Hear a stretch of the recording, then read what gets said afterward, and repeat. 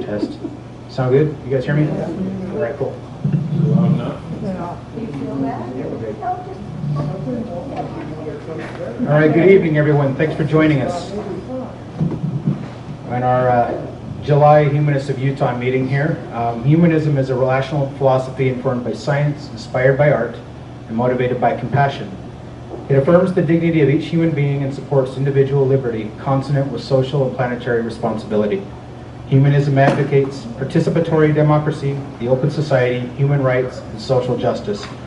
Free of supernaturalism, it recognizes human beings as part of nature and holds that values, be they religious, ethical, social, or political, have their source in human nature, experience, and culture.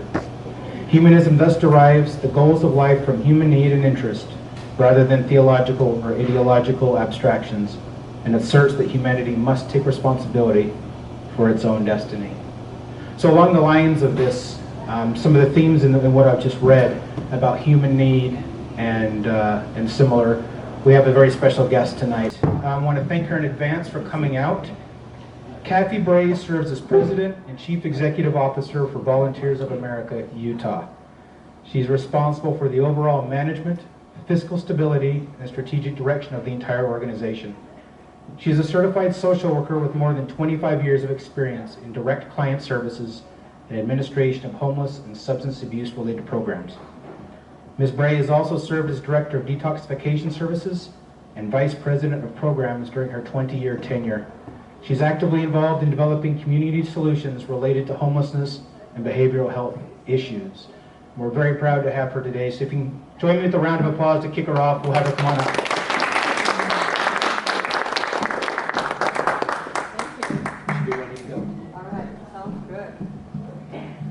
Thank you, and I'm so glad to be here. I'm Kathy Bray, as he said, so thanks for the nice introduction. And to Leona, who's been a friend of mine for I don't know how many years now, but thank you for inviting me, and I'm happy to be with you tonight to share a little bit about what I know and to answer any questions you may have along the way. So I wanted to pass around these little half-sheet flyers, which are, it basically is a, oh, that'd be great to get some help with that. Thank you. It's basically a summary of what Volunteers of America is doing in Salt Lake County in terms of serving people. The mission of Volunteers of America is to provide a bridge to health and self-reliance for vulnerable individuals and populations who are suffering with homelessness, addiction, and mental illness in the Wasatch Front. So we are very focused. These days we are coming up on 300 employees in Salt Lake County. Our organization is a nonprofit organization, and we keep growing.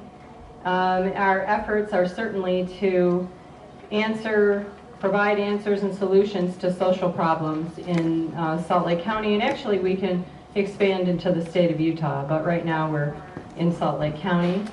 Our revenue, we're just finalizing our budget for this fiscal year, is going to be close to $20 million this year. And so I want to share with you what we're doing with that money and how, and I know some of you have already assisted. So I know this group has done some breakfasts at our Youth Resource Center down on 9th South and 4th West. So show of hands, please, if you've had a chance to go there. Oh, great.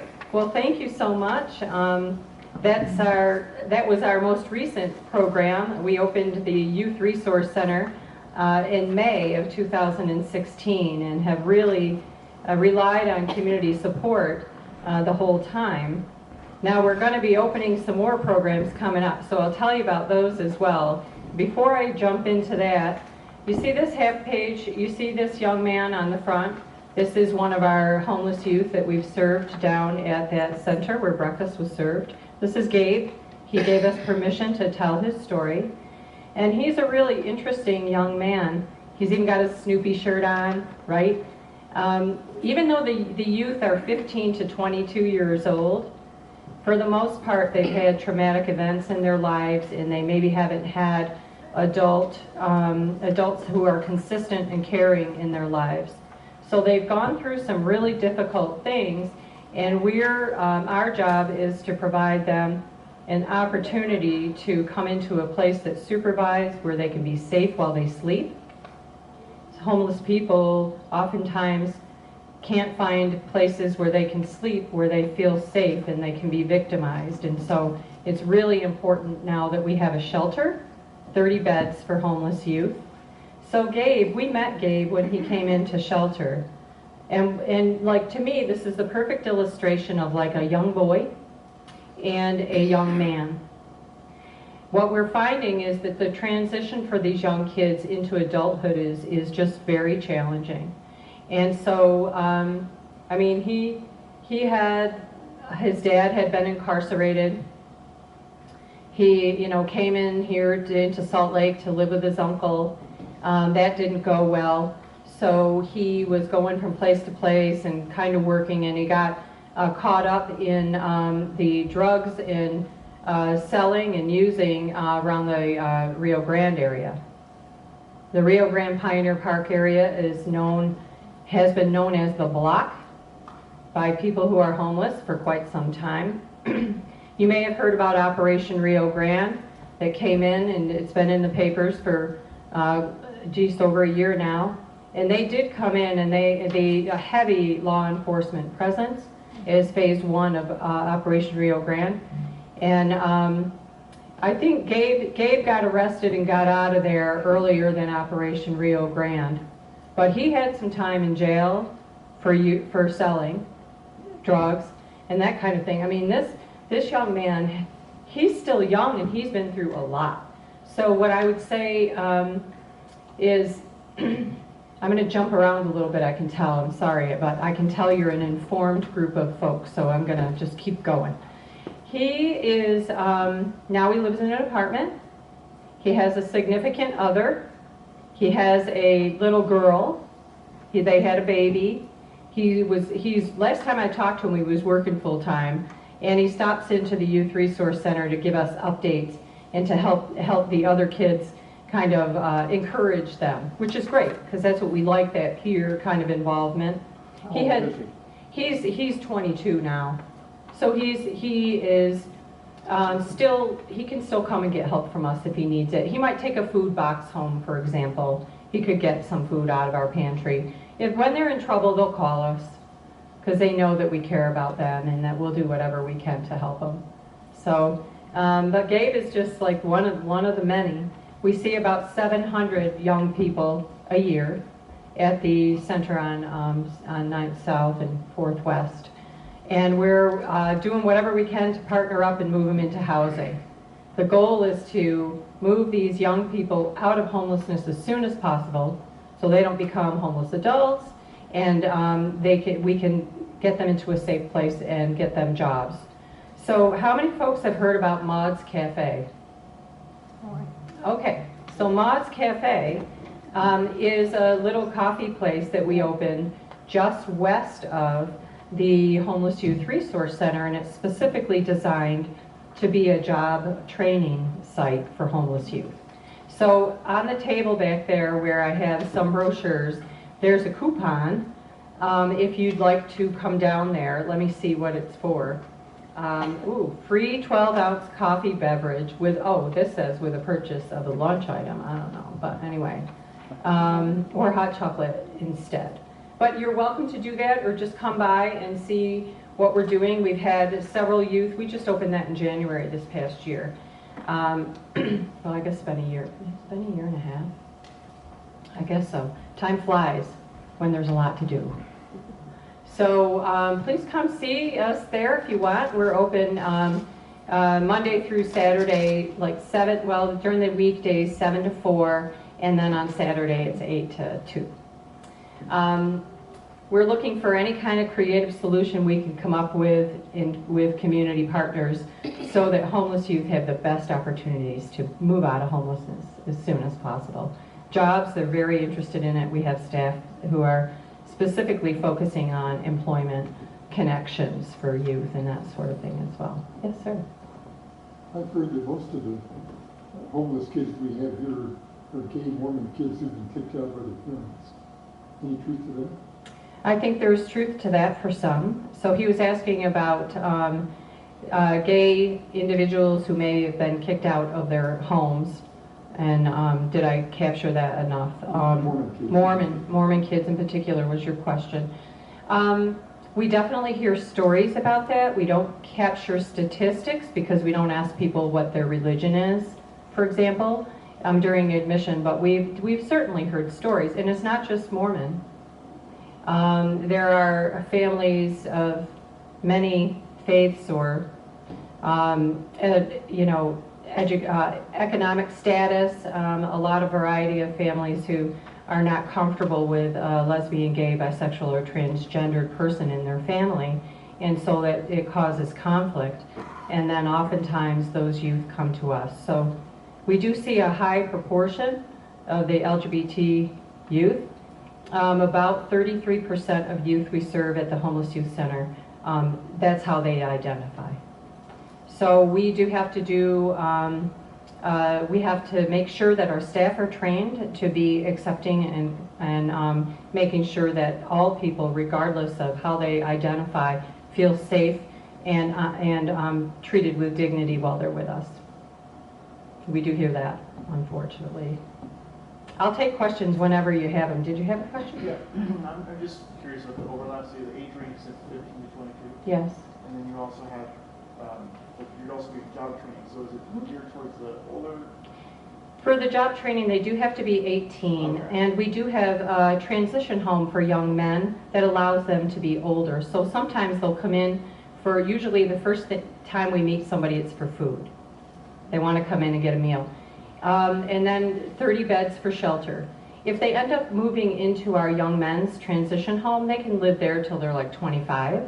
And so some of those young men come down and work at MODS for a while if that's their interest. And what other, I guess, what training options do you guys provide right now? I mean, that's the main one that we've developed so far. But what I would say is, what we've learned is that, like, the partnership with the Department of Workforce Services is part of it with this MODS Cafe.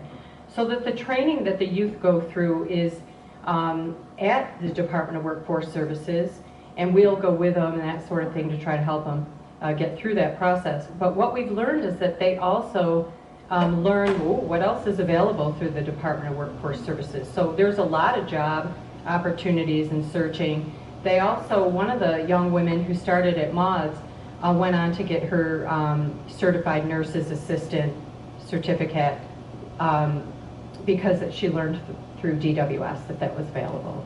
So I think it's the connection with DWS that is also really important in that process. Yes, sir? What percentage of boys and girls is that? Yeah, good question. We have about 65% male, 35% female. We see it fluctuate a little bit, but there's usually 2/3 male, 1/3 female. We've seen more females. I think that's gone up. It probably used to be closer to 70% male. So we are seeing more females. And some of the youth who come to us, many times they've been living in poverty their whole lives. Sometimes their parents, like I said, are incarcerated. Sometimes they have a death of a parent. Sometimes they were in the foster care system because, they were being abused or neglected or something in their family of origin to be placed in state custody. We see about 25% of youth we serve have been in the foster care system. Or even, and you age out at 18, there's a plan that goes on, but then when you turn 20 and something goes wrong, they don't have a family couch to go back to or something like that. So then they're struggling for a while and sometimes they land with us. We are working with the Department of Human Services to try to prevent foster care youth from ending up homeless, and we do that through the Transition to Adult Living Network. And we have some housing that we can help them access and case management support for the one-on-one support. Yes? Is there an educational program involved? If there are kids who don't even have a high school diploma, is there a way to get that? Yes. So What we're finding is about 50% of homeless youth dropped out of high school or are still in high school. Most of the time have dropped out. We partner with Horizonte primarily, that's an alternative high school in Salt Lake City, and they'll come over and do what they call workbooks with the youth. And if they're close enough to getting their high school diploma, we encourage them to do that, and they can do that. Or they can get their GED through Horizonte as well. So yes, we also see some of them go to trade schools, and then also community college. We've had a couple of them that have been University of Utah students. And they're like, sometimes they'll live in a car for a while, and then we learn about them. And even up on the university campus, they're talking about more and more students who are attending college who don't have a place to live. So we're doing some crossover. I mean, it's an epidemic across this whole country. So that's kind of the homeless youth piece. And I also want to just mention with homeless adults, we've been doing street outreach for homeless adults for a long time. That means we get on the bikes, take vans, walk, and go find people where they're camping and see if they're interested in coming in for resources. Our goal is always to help people move out of homelessness, to be healthier, more self-reliant. And so we've been doing that since 1995 and have met thousands of people, you know, living along the Jordan River, living outside along Fifth West, you know, wherever it is that they happen to be congregating, we would seek them out. And we're going to continue to do that, especially in Salt Lake City with the Operation Rio Grande, as I mentioned. Phase 1 being the law enforcement crackdown. You know, there were cartels that were dealing drugs in the block from Honduras and also, and Mexico as well. So it was very serious drug problem down there, and scary because the cartels don't mess around. So people were getting hurt and so forth. So the police have done a terrific job with that. Phase 2 of Operation Rio Grande was more addiction treatment. And so during that phase, we opened more detoxification beds. We run 2 detox centers in Salt Lake County. And so we have one in Salt Lake City that's for men, and we can house 70 men a night. And we're detoxing people from heroin, alcohol, methamphetamine, combinations of any of the above. We have a second detox center in Murray. It's for women, and they can bring young children with them as well. And that's a 30-bed facility. So we've got about 100 people in detox every night. Yes? I'm sorry, go ahead. No, Okay. Yeah, that's fine. I was just wondering what the kind of occupancy rates you're seeing in the detox centers as well as the outreach homes. Are they mostly full Almost every always night? full every day, yes. I mean, there's typically, like, detox stays are relatively short. They might be a couple weeks. It takes, you know, it might take just a few days, but if somebody has a serious heroin issue, we can partner with Project Reality to help them get on methadone so that it eases the withdrawal symptoms while they get through that. And so they might stay a couple weeks, 2-3 weeks. Detox has kind of 10 in and 10 out every day, new people. It's just kind of the way it goes. The women's detox, we can usually get somebody in the same day they're asking, but sometimes they have to wait a couple days. So if you ever need help or you know somebody who needs help with detox, I believe that the numbers are on this. Are the numbers on the little sheet? Yes. You can call us and say, I know somebody and here's what they need, and can you get somebody in today? And we usually want to talk directly with the person, but we want to get people in and get them on the road to recovery as soon as possible. Yes. I've used your services, and I thank you very much for Excellent. That's what that is why we're there. I did have a question. Is there services to where you get skills to where you get back into workforce services for the adults once they get out of the 21-day sometimes that's how Okay, yeah. from there the first step. Did you go? Yeah. Usually the connections, for the detox, for people who we serve in detox, the connections to employment typically happen in the treatment, in kind of that next step, whether it be for Step House, Odyssey House, or outpatient. Volunteers of America runs an outpatient clinic. So people come in once a week for counseling, or highest intensity is 20 hours a week. So that's pretty high intensity. So it's really during the treatment phase versus not so much in detox, where we're doing employment-related things that happens in treatment. Yeah, I got certified in Did you? Yeah. Good for you. I'm happy for you. That's great. And then let's see, what else should I share? In terms of mental illness, we're expanding our mental health services. Primarily, it's operating out of our Cornerstone Counseling Center, and then we merged a smaller counseling center into Volunteers of America last year. It's called the Family Counseling Center. So we're just kind of adding more programs, and a lot of times a person can be homeless, addicted, and mentally ill. All. Plus have major medical issues and legal issues, right? So the complexity of people's lives, we can help unfold it and help them deal with the layers of the healing that has to take place. And so that's why we're here. Last year, I think we served about 8,000 people. So our reach is getting broader, and we definitely appreciate the help, like volunteers. Even though the name of our organization can be kind of confusing, it sounds like we're a lot of volunteers, but we have 300 paid staff running these programs. And then volunteers help with other important tasks, meals, sometimes classes for clients, and then helping people with everything from life skills to meditation. So we're trying to help people look for coping strategies that are good for them. Have you guys been tracking what's happening with the homeless resource centers? The services is going to run the second one. It'll be 200 beds, and that'll be a combination of adult men and women. And then the third one will be run by the Road Home in South Salt Lake. And all three of these are going to open in the next few months. And then the plan is to shut down the old shelter on Rio Grande Street probably at the end of October, early November. Yes? I think there's a discrepancy in number of beds. Mm-hmm. What are they going to do with the extra people that no longer have beds?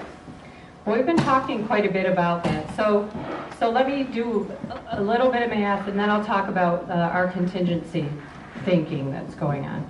So we had 1,100, and then the state said all the families out of the Rio Grande area immediately move them.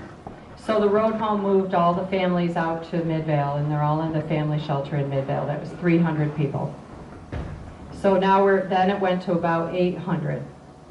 Now the shelters, we've been working really hard to find other alternatives for people so that we have space for everybody. We think it's close, and that we might be able to house everybody in these new centers. That is what we think is going to happen. So the other day, when I was at the Road Home, taking a look at where the women's center area and meeting some of the women, there were 168 women who had stayed in the shelter the night before. In the new system, there'll be 240 beds for women. So on that given day, there was going to be an adequate number of beds for all the women who had requested shelter the night before. That fluctuates, right? So sometimes somebody finds a place to stay, so they don't ask for shelter that night, and then maybe 20 new people are going to come in. So every day it's a little bit ebb and flow.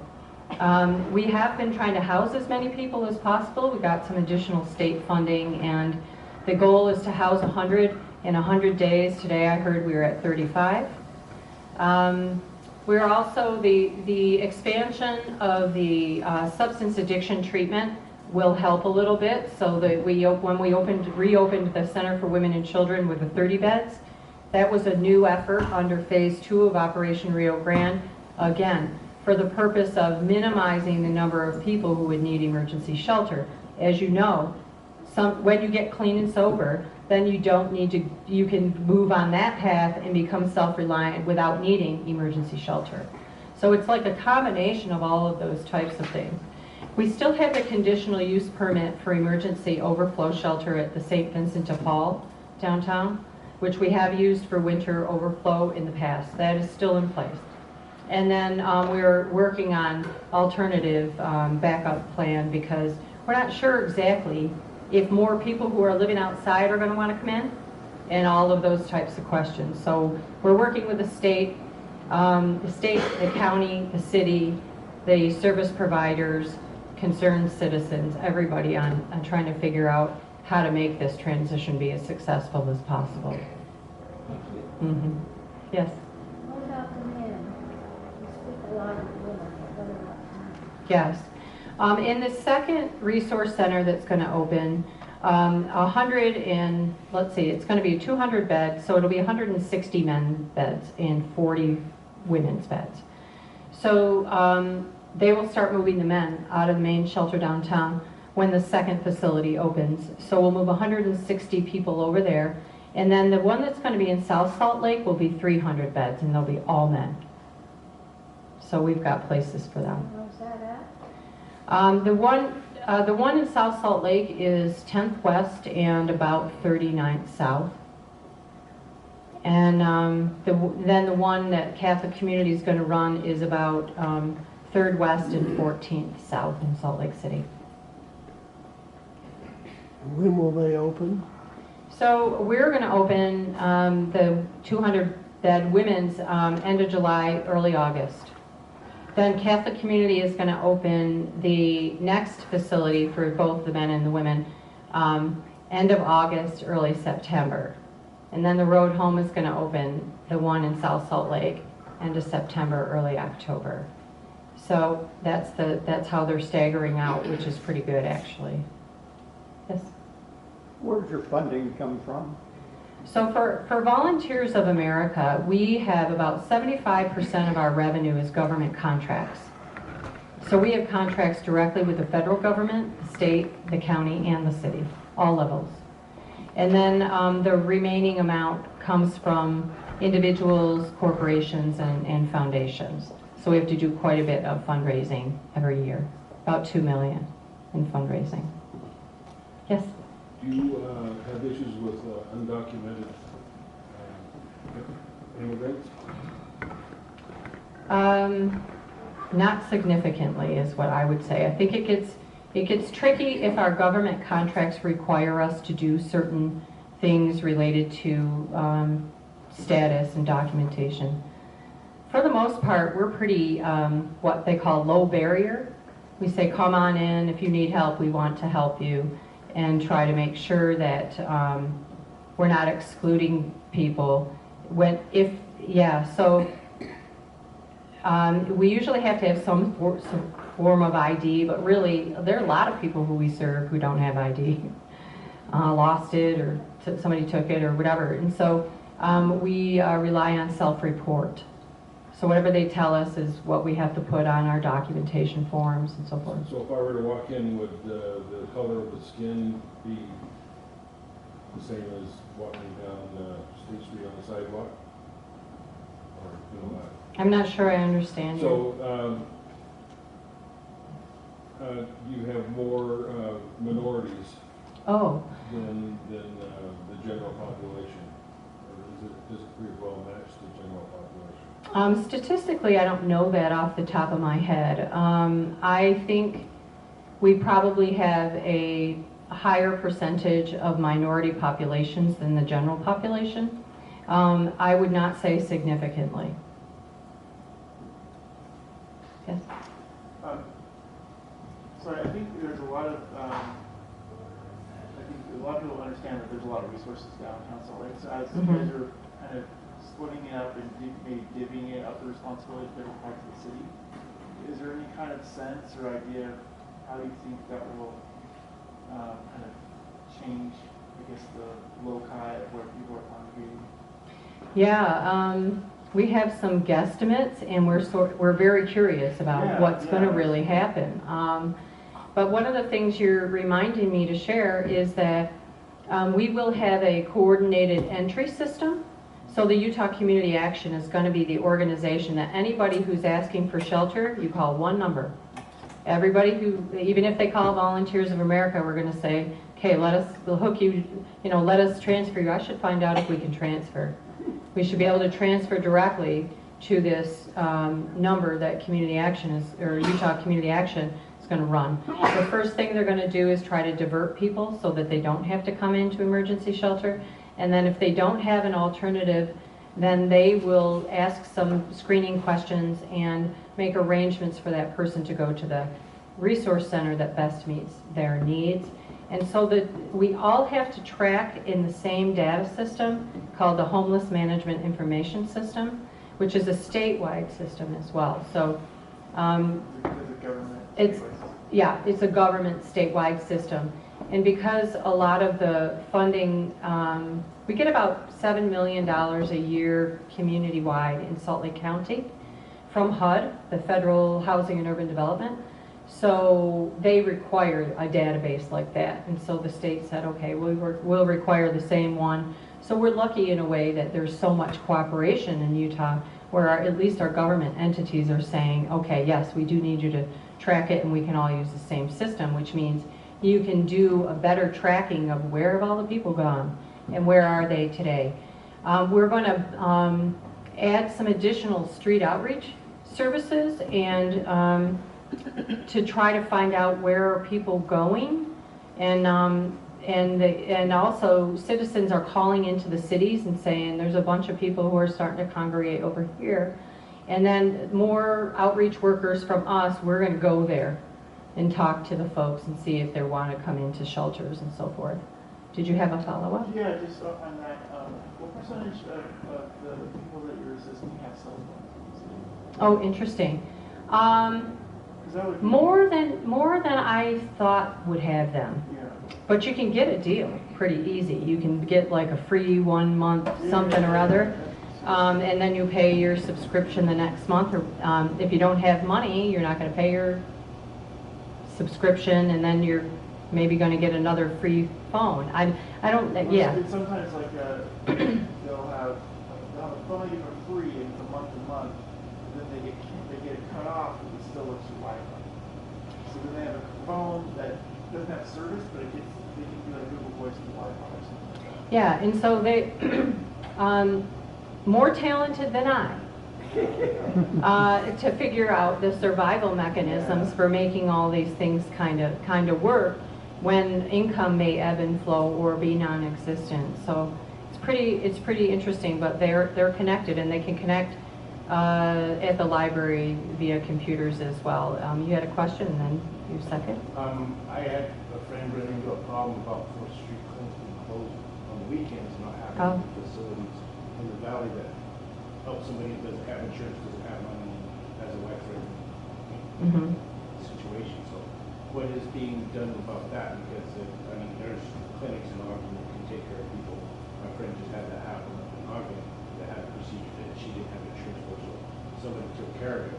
But with the 4th Street clinic being closed and one in Ogden being closed, where's somebody to go that's not able to go into the hospital because they don't have insurance? That's one of the first things. Yeah. So you're saying that the 4th Street Clinic is not open on the weekend, and so what are people without insurance supposed to do?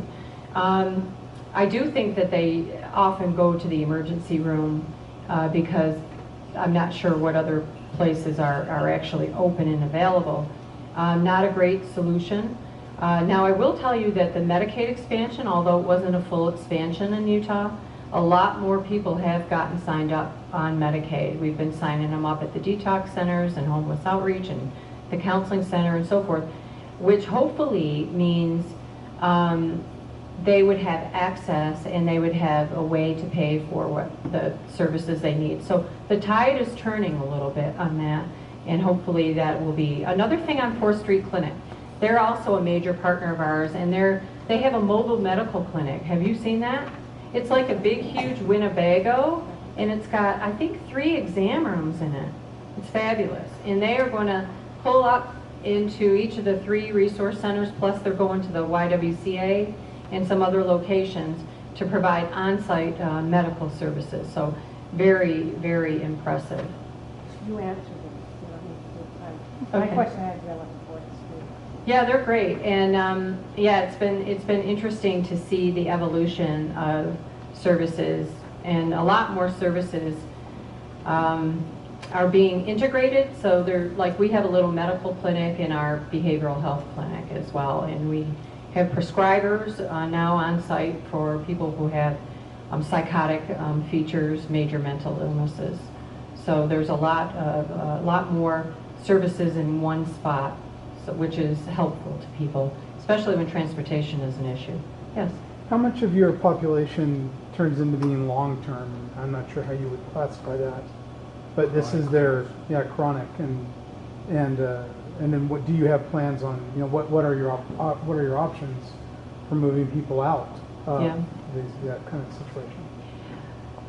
Yes, we need more affordable housing, right? I think we all know how expensive it is to rent an apartment, to buy a house, and all of that. So we're going to continue to fight for more deeply subsidized affordable housing, so that regardless of how much money you can have a place to live. That's a huge part of the homelessness issue. We don't have enough housing for everybody. Around the long term, we definitely know a lot and have served chronically homeless people, as you said. So people who are considered chronically homeless, they've been homeless for a year straight, or 4 episodes in the last 3 years that add up to 365 days. So there's all these kind of definitions and stuff. There still are efforts that are called Housing First, where you know, when you meet a person who's been homeless for that long, the best practice intervention is housing first, like get them into an apartment and then surround them with whatever help they're interested in and whatever help they need, and then try to stabilize them and move them to a healthy position as soon as possible. We need more of those kinds of units. Back several years ago, the housing authorities and the road home opened up like 700 units in a 5-year period, close to that. That's when we saw our chronic numbers go way down. Well, hello, new apartments, less people on the streets. So that's, I mean, really what is needed. Excuse me. Yeah, and some. We know a lot. We run in the detox center. We know a lot of folks that have been around and on the streets for a long time, and we have seen them get into apartments, and then they don't come to detox anymore. They can actually even have a beer or something in their own apartment, and not feel like out on the streets is where they have to, consume alcohol. So there's a lot of freedom that comes with, a lot of dignity that comes with having your own place to live and being able to lock your stuff inside. Did you have a question? Yeah, I think it's well established that mental health issues lead to homelessness in many cases. Are you finding the inverse true, that people who find themselves homeless find a deepening mental illness state through your counseling centers, the anxiety, the stress of not having a place, or even just survivalism fear? Are you finding the inverse true as well? Yes. Right. You never know exactly what started first sometimes. When you first meet a person, you're like, okay, are they under the influence of something? Is this a mental health issue? How stable and clear are they going to become if they get a few days of rest? We've seen people who at first were like, might be a mental health issue here, and then the young man slept for 3 days in a row and ate some breakfast, and he was like, hey, so what else are we going to do here? And I was like, okay. He was sleep deprived. So you're never quite sure what the deal is until you have some time with an individual. But I've definitely seen the stress of homelessness and not knowing, where you're going to live, how you're going to feed your kids, make people's depression deeper, worse, make people's anxiety skyrocket, initiate anxiety like they've never felt before. We also see people so upset about their circumstances that they start using when maybe they've never used alcohol and drugs before, or that gets exacerbated. so they're using more now, and that also can cause mental health issues, certain types, like methamphetamine in particular, can cause some paranoia. So does VOA have a link with the suicide prevention services along those lines? I imagine it would. Yeah, and we really do work a lot with UNI, the University Neuropsychiatric Institute, when it comes to that. But in all of our residential programs, we do the suicide assessments and make sure that we can do a screener for seriousness and get people to the hospital if they need it. We also have staff who are certified to pink sheet people, where we can sign them into the hospital if we think they're going to hurt themselves, like right at that day, right away. Yes. Your cadre of employees, Mm-hmm. how are they broken down by profession or training or whatever? Yeah, we do have different levels, if you will. So I'll kind of start with the majority of our staff who run the milieus in the facilities. They're the ones that answer the phone. They're the ones who run the daily routine. So they're going to tell people, okay, well, breakfast starts at this time. They're going to hand out the shampoos. They're going to do the intake and get people assigned to a bed. They're going to be taking care of those kind of important routines. Those individuals may have a bachelor's degree. Also, they may have a high school diploma with personal experience in recovery. So it kind of ranges a bit there. And those are our entry-level people. At the Youth Resource Center, you see a lot of young staff, right? It's kind of the young staff. And so they're usually they have some college education typically, and they're like 20, whatever. That's why we make them wear the V t-shirts, because they're the same age as, they're a little bit older than the people who we're serving. Then next I would say is the case managers, and those folks all have bachelor's degrees in social work or sociology or something. And they make a little more money, and they're the ones that are responsible for the one-on-one private interventions and the case plans around, what do you need? Do you need, are you eligible for a benefit and you need help signing up for it? Where are you going to go to substance addiction treatment? We can get you the assessment. So they're really doing the one-on-one individualized planning. And so they have to be that higher level. We also have master level licensed clinicians. We have people who have just gotten out of their master's programs who are doing work under the supervision of a fully licensed clinician. So now I think we have about 50 licensed mental health therapists who work for Volunteers of America. So quite a bit. And we also have then even more specialized, I would say. We have the advanced practice nurses who can prescribe, and we have a MD, and he can also, 2 MDs, and they part-time. They're too expensive for us to hire them full-time, so we get 10 hours here and there. And they can help prescribe. They can also oversee prescribers, and yeah, so that's kind of how it goes. Then most of the administrative staff is similar in a way. You have your front desk people, you have your managers, you have your directors, and then the senior team, like me, we all have bachelor's or master's degrees. So do your entry-level employees make a living wage? That we are working on, and I think it's fair to tell you, because I just sent out the big notice today, and they're all going to be hopefully pleased. Not yet. I would say we have more work to do, and every year we try to do more. When we don't have a lot of money to give as many to give raises and all that, what we do sometimes is give a cost of living adjustment, and then our frontline person are getting $1 an hour raise this year on top of it. So we've got our entry level at $14 an hour. It's not high. It's probably not high enough. And it's better than it was last year. So we're going to keep working on it, because it is important to us. We want to make sure that our staff can also afford a place to live. Are you finding that you're getting people that are like 55 and older that are homeless as well? Sure. And so you get them through the process so they can get the need they need?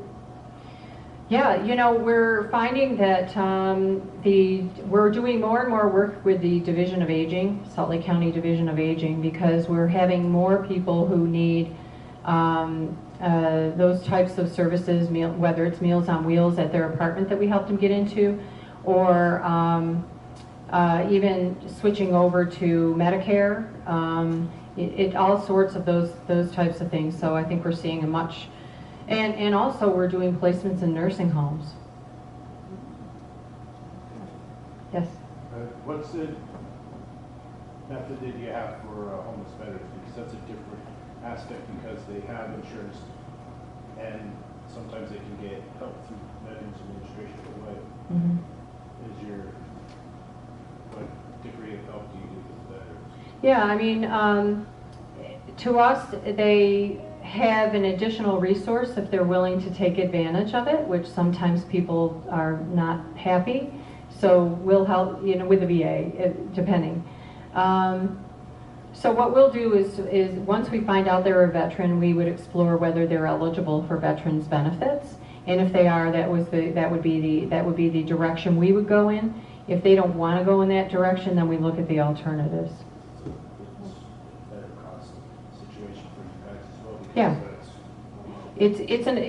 They do have excellent services in many ways, and so that we want to link them with that. And we do detox veterans, even out of county veterans, with a Veterans Administration contract as well. Did you have a question? Well, thank you for your service.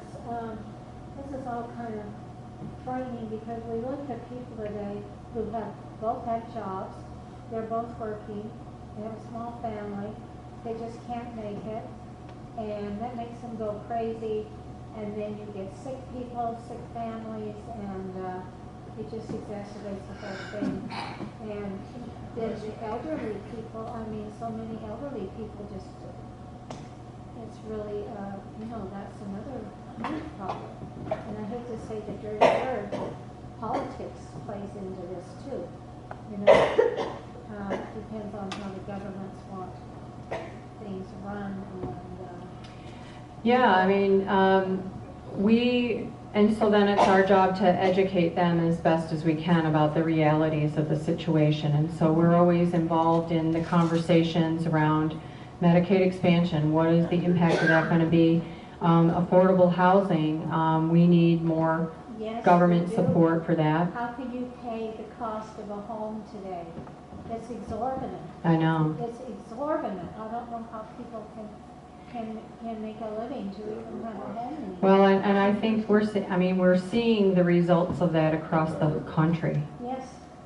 And it's an epidemic, really. It's terrible. Yes.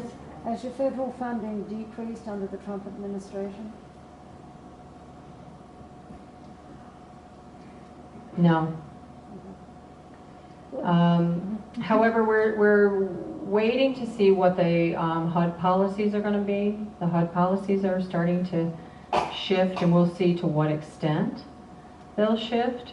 So we still have Health and Human Services contracts. We still have a couple HUD contracts, and we just got a Department of Justice contract. So we have not seen that, but it doesn't mean it's not happening for other organizations. I'm not sure. One other project we have coming up that I'll tell you about, we are going to be owning our first apartment complex. So that's good. And it's one of the most complicated things I've ever been involved in, because anybody into housing development, I mean, you know, we decided as an organization that because the problem is as great as it is, that let's start stepping in that direction. Let's see what else we can do. So we've got a lot of partners, and there's an apartment complex in Central City. It's on Denver Street, it's 770 South Denver, which is between 4th and 5th East. And it's this nice existing complex that the City Housing Authority offered to the project, or sold to the project, I should say. And we're remodeling it right now. And so it's going to be 22 units, so relatively small, but 22, we'll take it, for people with persistent mental illness who are being served through Volunteers of America. And we're going to open that We're going to open 8 apartments in September, October, and then the rest of them, the other 17, will be open in October. So we've got, I know, I'm so excited, our first one, and then I'm like, oh wow, is this really the direction we're going in? And it's like, yeah, if you really want to help be part of the solution to homelessness, sometimes you have to get into the housing business as well. So, Yeah. Well, a living wage, you know, that's the problem, a living wage. The It's- rich yeah. want more money and they don't want to pay a living wage. I know, and there's so many, you think, can't we just kind of share the Yeah. wealth a little more equally in society, right? Yeah. I'm not sure how long I've gone. Oh, look at that. Just about it. So I do have some other brochures that are over on the table are for outpatient mental health and also the adult substance use disorder treatment, plus your mods. Don't forget your coupon. And then I just want to thank you for your time and your attention and for caring about what's going on with people in poverty in the community and caring about fellow human beings. Thank you.